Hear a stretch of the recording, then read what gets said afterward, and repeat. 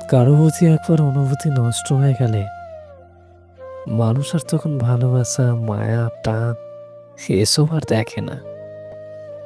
একটা মানুষের প্রতি অনুভূতি জন্মাতে যেমন সময় লাগে, ঠিক তেমনই সেই মানুষটার অবহেলা, ব্যবহার এবং আচরণে অনুভূতি নষ্ট হয়ে যায়।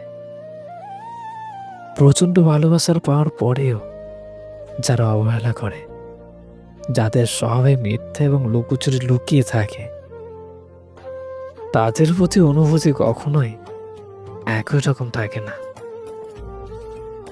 অনুভূতি এমন এক জিনিস যেটা যত্ন না নিলে নষ্ট হয়ে যায়।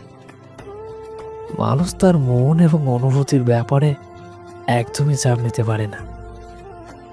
মানুষ যেখানে যত্ন পায়, সম্মান এবং গুরুত্ব পায়, ভালোবাসা এবং আদর পায়, সেখানেই নিজেকে রাখতে চায়।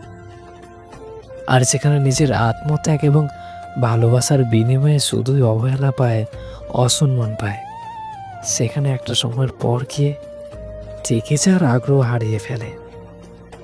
সম্পর্ক যখন আত্মসম্মানের কারণ হয়ে দাঁড়ায়, যখন মানসিক যন্ত্রণার কারণ হয়ে দাঁড়ায়, মানুষ তখন আর ভালোবাসা, মায়া, টান এসব আর দেখে না।